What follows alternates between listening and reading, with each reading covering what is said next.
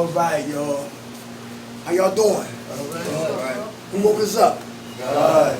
Grant us serenity to accept the things we cannot change, courage to change the things we can, and the wisdom to know the difference. God's will, not ours, be done. Amen. What's your name, brother? What's your name, Arthur? Hey, Arthur. Arthur J. How long do we have to go? The way to remain a productive, responsible member of society is to put our recovery first. Basic text page 106. The meetings have been great. Each night we attend and we gather with other addicts to share experience, strength, and hope. And each day, we use what we learned in the meetings to continue in our recovery. Meanwhile, life goes on.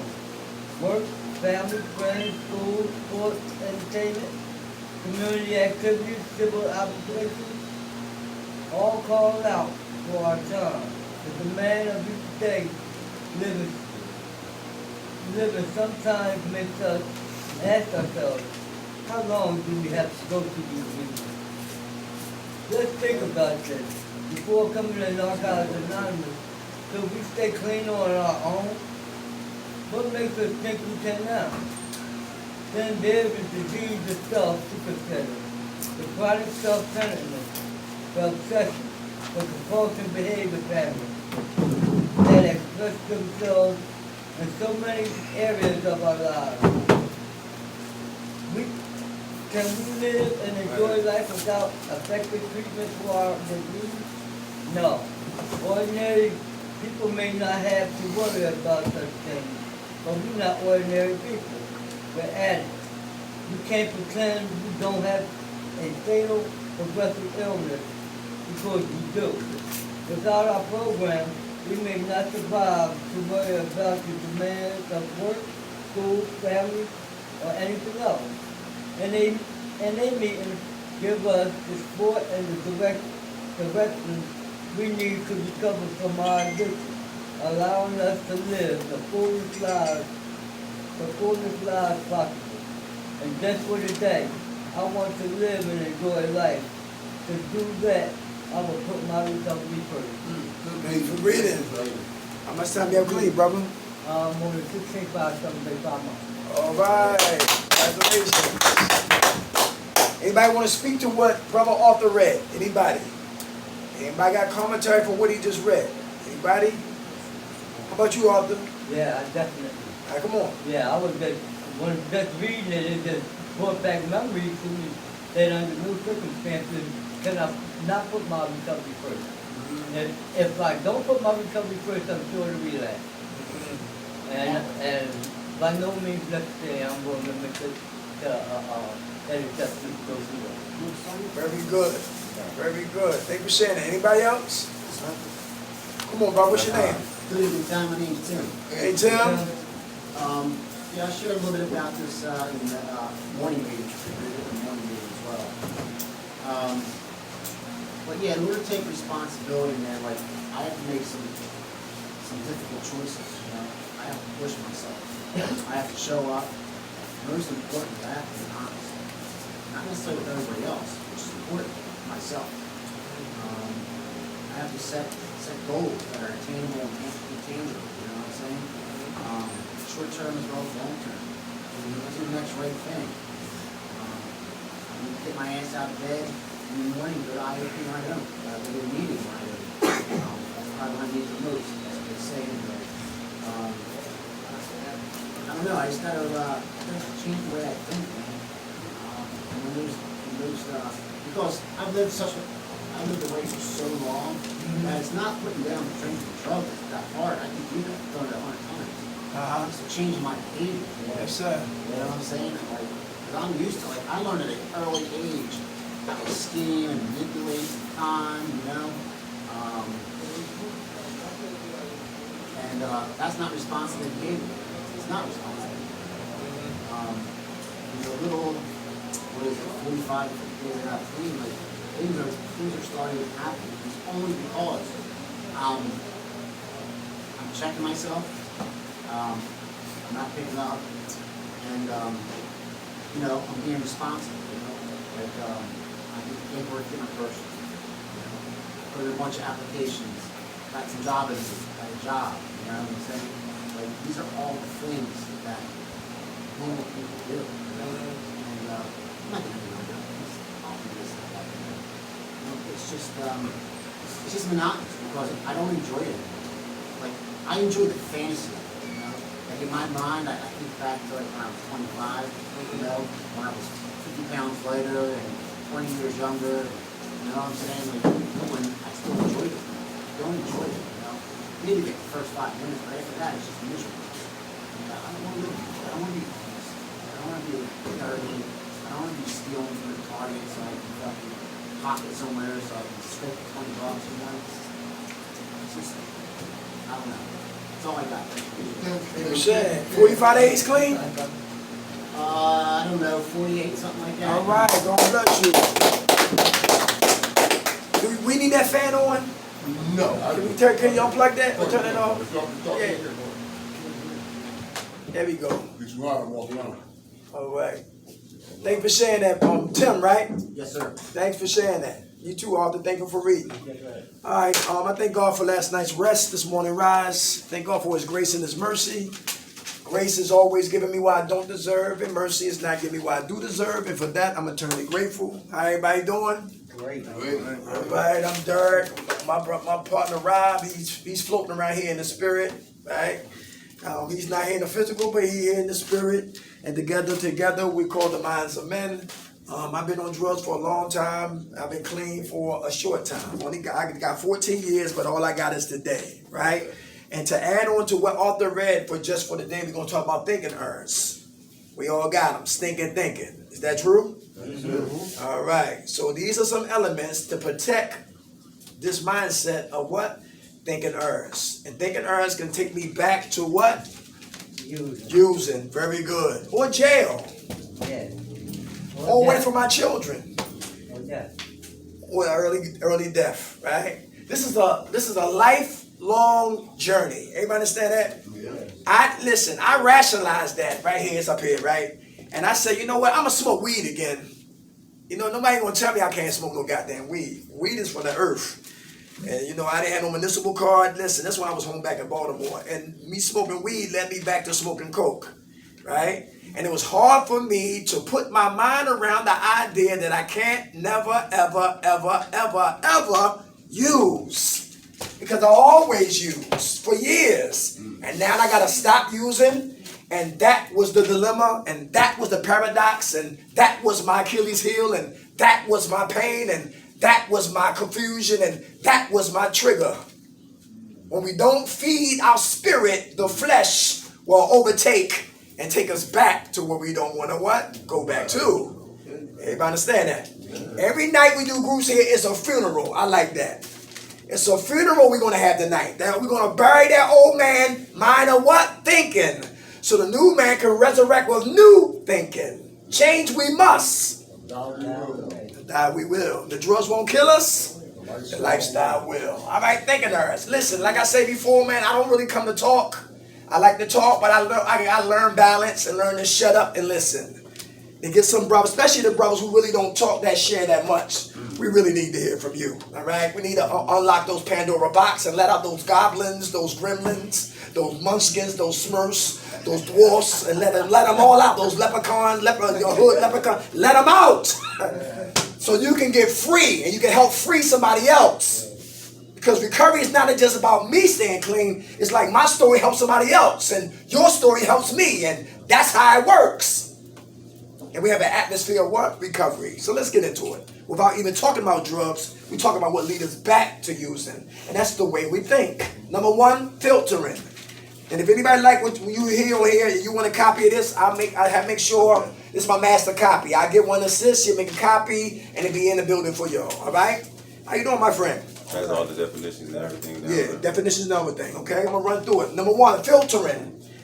We take the negative details and magnify them while filtering out all the positive aspects of a situation.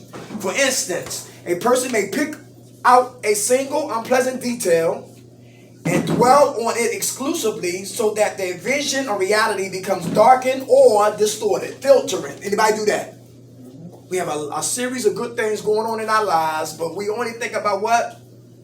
The negative. And wipe out all the positive. Come on. You want to go, brother? Oh, no, I was agreeing. You want to agreeing? Yeah. All right, you want to speak on that? Never been there before? Filtering out the positive and just focusing on what? The negative. I think it has something to do with your social environment. You know, birds of a feather flock together. If you try to be positive and you floating around people that always got something negative to say, eventually it's gonna rub off on you. You hear that? Yes. Watch what we hang with. Eagles don't hang with chickens. Yeah, like good. If you hanging with good gonna rub off. If you hang around bad gonna rub off. I always use the gym. If you hang around the gym long enough, you'll lift up some weights. Yeah, I like that. I like that. How much time that clean, brother? Been almost a month. All right. Anybody else filtering? Anybody been there? Thinking hers? Anybody? You doing good. You staying clean, but somehow you still got negative speech and negative commentary and negative comments coming from what? Our lips. Because we come from what? Negativity. And it's easy to be negative and filter the positive and start just decorating, start talking about what? The negative. Let's go to number 2. All right? Polarized thinking. Polarized thinking. What's that? In polarized thinking, that's the black or white. All or nothing. Anybody heard that before? All right? Things are either black or white. We have to be perfect or we are failure. There is no middle ground. We place people or situations in either or categories with no shades of gray or allowing for the complexity of most people and situations. If our performance falls short of perfect, we see ourselves as a total failure. Who in here can give me an example in your life on polarized thinking? Black or white, all or nothing, no gray areas. Come on, nobody? Nobody. People pleasing. People pleasing. Why you say that? Because you can do a million things right, you do one thing wrong, they're gonna generalize over what you did wrong versus everything that you try to do right. Okay. I was just watching Kevin Hart stand up when he made the comment in 2009 about the gay joke in his son, and he was gonna host the Oscars, Emmys, or something like that, and he backed out because the LBGTYOBCU. LGBT. LGBT. What did they say? They had problems with that? God bless you. They didn't like it. And it wasn't the community of them that knew him. It was those that never heard of him that exploited they overemphasized the fact. Okay. So I think polarizing, and not knowing the gray area. That's what we were talking about, me and my brother right there. We were talking about the gray area earlier in the meeting. I was asking, like, what is the gray area? Is that it's accepting it for what it is? Anybody hear that question? Anybody know the answer to what you just said? What's the gray areas? If we don't want to have this type of thinking, what's the gray areas in our mindset? Give you an example. This place here. The caterpillar crawled into what? Odaat. The cocoon is the process. Getting up in the morning. Changing what? We must. The metamorphosis is taking place. That's the gray areas. You know what I'm saying? When we leave out of here, we graduate. We got a year clean. That's the butterfly. Came in as dirty, leave out what? Clean. But the metamorphosis, the gray area was the what? The transformation. The mistakes we made. Came in crawling, came out flying. Yeah, right. Some people here relapse. I did. Relapse a couple of times. Right in here. That's the what? The gray area. Because guess what? They still here. And they got back up. They didn't lay down. They didn't stay down. They got up. The gray areas. Yeah, that gray area. Come on. Falling short, making mistakes are learning experiences. So they're neither good nor bad, but the bad can turn into good. So that's a gray area. Exactly. Very good. Very good. Come on, brother. What you were saying? What you ready to say? No. You sure? I'm sure. Who got family members? They only put us on both sides of the extreme. Either you staying clean, they don't like that. They don't listen. They don't even talk about the gray areas. The gray areas to them is like, no, you a liar. You going back to jail. We know we got your resume. We got the affidavit on your behaviors. You stay clean for a little while, you talk clean, you get a job, you go your first check, we don't see you no more. And your baby's crying. Then you come here stealing. Then you want to fight me. We know your behavior. You always get a woman who got money. Then you begin to you begin to filter out the Come good. on. Yeah. You begin to filter out your good because of all the bad that you hear. So now you not only fighting your demons of being negative towards yourself, you fight the demons of your family that's being negative towards you. Yes. Good food, bro. Family are more dangerous than strangers. That's real. Anybody hear that? Especially when you got a family member who never did drugs. Shit, that's the And they the worst. Because see, sometimes they don't understand how dope make a dope fiend feel. Or crackheads. Or pill poppers. Or people who get drunk. Thank God for the program called Al-Anon.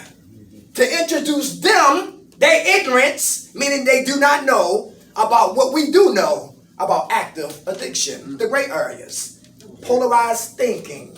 I like that. Polarized thinking. Anybody ever had a woman, she was bougie? Anybody had bougie women? Now you on welfare? You on welfare? Food stamps. Yeah, food stamps, right? Oh, well, you listen, she come from what? A spoon in her mouth. She had a whole goddamn drawer in her goddamn mouth. She don't know about struggle. And here you are trying to approach her, looking nice and all that, but because of your background, she got a problem. You know what I'm saying? Wait a minute, you on the bus? That's my gray area. You home in the basement with your mother? That's my gray area. I don't want to be there, but I live there. What's your problem? You don't even work. Come on, you know what I'm saying? Trying to call the kettle black. Come on. They be killing me with that. People who never did drugs, they so superior.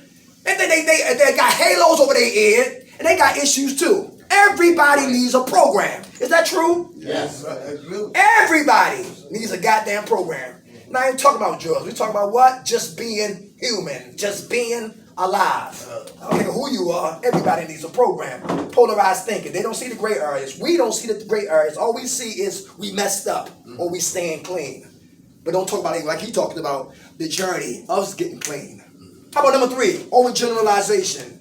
Overgeneralization. In this cognitive distortion, we come to a general conclusion based on a single incident or a single piece of evidence. If something bad happens only once, we expect it to happen over and over again. A person may see a single unpleasant event as part of a never-ending pattern of defeat. Overgeneralizing thinking. Anybody? Anybody? All women are what? Melodramatic. Anybody hear that? How many men got their heart broke? How many times? Yeah, right. So guess what? Who had a good woman and she never act the way, she never hurt you the way the woman who just left you or you just left hurt you. And wind up destroying or damaging a good woman and a relationship because you haven't what? Healed from a previous relationship.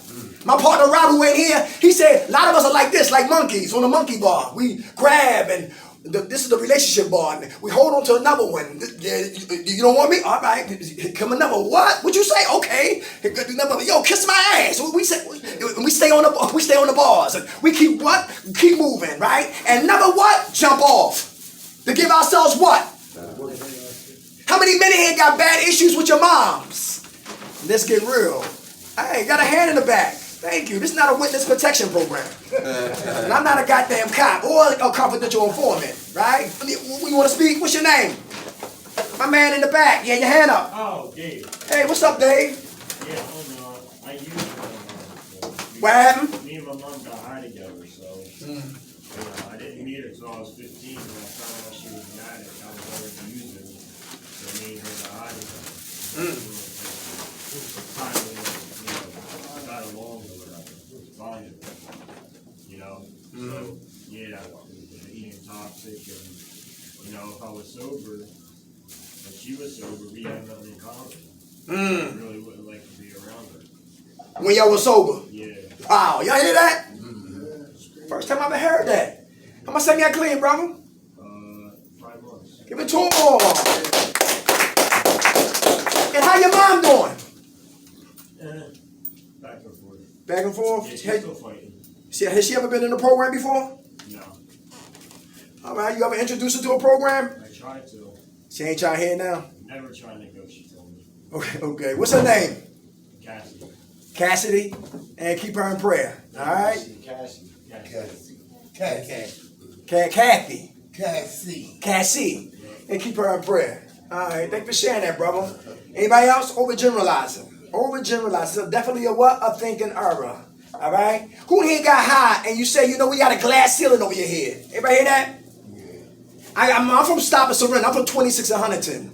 And I will always relapse every time I get 30 days. When I get my key, because it was newcomer, blackouts, then you take the key test, and then when you pass the key test, then you walk with the house, and after you walk with the house, then you what? You got your freedom. 4 months of what that thing called? Quarantine. we used to be quarantined for 4 months. Y'all hear that? Yeah. No phones, 4 months.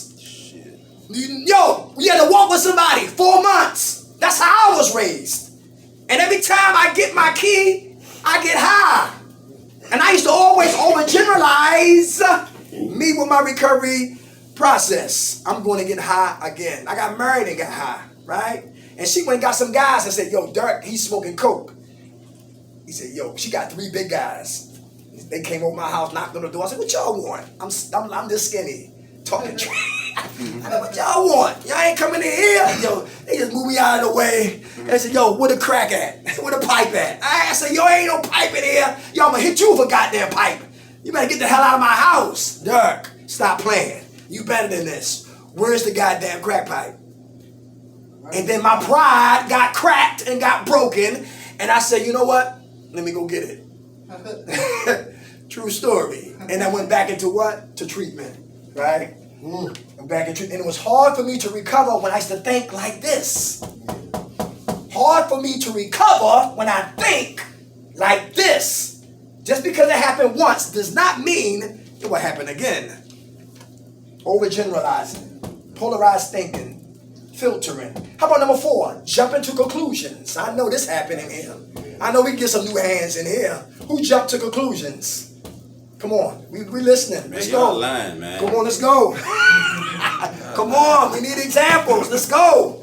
This is how we make this meeting right here healthy and effective when people talk. All right, come on, jumping to conclusions. Anybody? Nobody done it? Who assumed? I'm gonna keep talking. I did. My man, keep talking. Hey, Will, I'm mad. Hey, Will. Jump to conclusions is something I still do. You know what I'm saying? Even with at this time around, man, in a relationship, I jump to conclusions. You know, it might I think it's one thing, then it's supposed to be it's something totally different. Yeah. I jump to conclusions even amongst my family here. A lot of times I don't react out on it because I know my mental fucks with me. You know what I'm saying? That jump to conclusion fucks with me, man. And if, like I was going to share my mental been fucking with me. I'm like right now, I don't even know if I want to be in a relationship with the chick that I'm messing with. I'm jumping to conclusions. Like all my head, like I can see myself concentrating more on what the fuck she's doing versus worrying about what I need to do. You know what I'm saying? And then a lot of times that'll take my focus off myself, man, because I'm so focused on her. You know, so I gotta make a decision, man. Either I want to continue on living like that, or I'm gonna have to just push her to the side and let her know, man, how she's fucking with me. You know what I'm saying? Like it fucks with my recovery, man. And a lot of times when that shit start fucking my recovery, I wind up losing.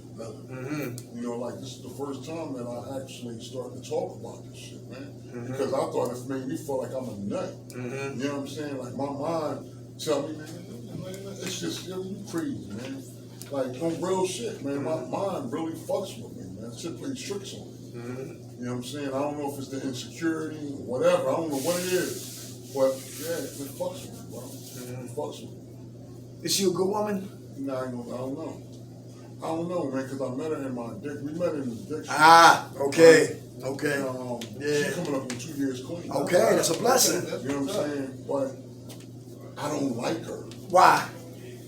She's selfish. Uh-huh. She's tight as shit. You tell her Always that? wanted to spend. Yeah. Uh-huh. Yeah, I do. Yeah. Is she Always defensive? want to spend my money. Yeah. And like, you know what I mean? Like, Save hers. and it bothers me, man. Like, goddamn. Uh-huh. You know what I'm saying? Like, it really fucks with me, man. But I need to share this too, man. My last time getting high, I took $2,900 from her. You know what I'm saying? Because of, like, I felt as though she owed it to me. It was my money, all the money that I gave her. Yeah. That's what my disease told me at the time. When I was taking it. That's your money. Yeah, broken the house and everything, man. Broken the house and everything, man. But I'm in the process of paying her back, and I've been paying her back, right? But I had to let her know, man, like, you gotta hold up, man. Because I'm in a place right now where I need to save some money so I can get that place. And if you can't understand it, you really ain't no good. You know what I'm saying? And she still give me beef about it, and that's another thing that makes me think she ain't shit. How you need to be out there. I don't fuck what you gotta do for you. That's the attitude she gives me, man. Like, you ain't think about that shit when you took my money. Throw You that know what I'm saying? throw that in your Yeah, face. she's right in so many ways, but like, and then again, like, it ain't like you fucked up. I already gave you damn near fucking $1,500 back. Okay. You know what I'm saying? It's not like I'm not trying to pay you, but I realized that I, like, living on that one income, I was living on a couple incomes before. You know what I'm saying? Now I'm just living on one income. You know what I'm saying? And I need to know, like, I gave her, first of the month, man, I only get $800. I gave her $500. You know what I mean? And that left me with $300 to work with for the rest of the month. And it was impossiber. And I can't save no money. So I think I gotta think about suffering now. Right. I really gotta think about what I need to do for me. I don't wanna be here the last minute, man, and I ain't got a dime to save up. There's no guarantee that this place will give me a place, man. You know what I'm saying? So that's where I'm at, man. 78 days clean. All right, well. Thank you. Come on, anybody else jump to conclusions? Anybody want to talk about that right there? Come on, Bill.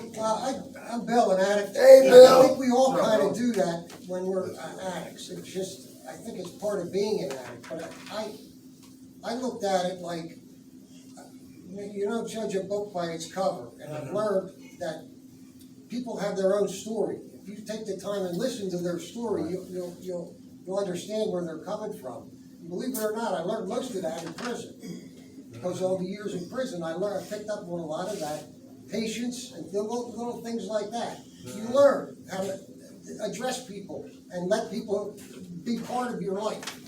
It takes a lot of work though. I have a real hard time with it still because I always make the wrong fucking decision. No matter what I'm doing, now I've learned that I've got to stop and ask somebody, am I doing the right thing? Or what do you think about this? Should I do this or not?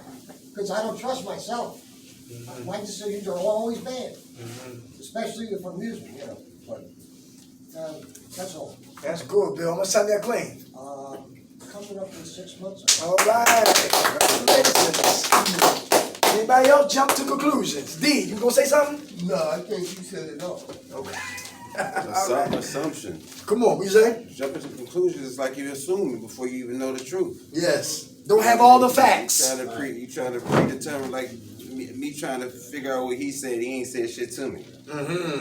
So I thought, like females, I thought you meant what you sound like you said, but I ain't say that shit. And I'm dealing with that right now. Yeah, try to twist your words. Yeah, don't twist me. I ain't that slow. You know, I mean, I'm a little behind, but I ain't slow. Yeah. Good food, brother. Come on, you have your hand up? Yeah, my name Kenny. Hey, Kenny. I heard somebody say something and jumped to conclusions. That's crazy. But a situation just happened. Somebody over there was saying something about not having no money saved up and not knowing what the situation is. All right, I come from a program. It's a lot of branches to each program. You know, different people running them. Yeah. However, Gardentia have houses, you know, like probably more houses than I don't know what, but I'm not gonna guess all that. I'm not gonna even assume it, but I know they got plenty of them. What happened was one of those locations, I come home from work and they was telling me, they told us a week, no, 3 days before time that they shutting that down. They shutting it down. No, first it wasn't shut down. First it was 2 weeks we had to bundle up on the second floor until they finished remodeling the third. Then it flipped to where they called it their main office, and they said, no, get them all out of there to Spring Garden. So Spring Garden helped us for 2 weeks, but the bottom line of the matter was, after that they said we had to leave. But OHS or whatever it is,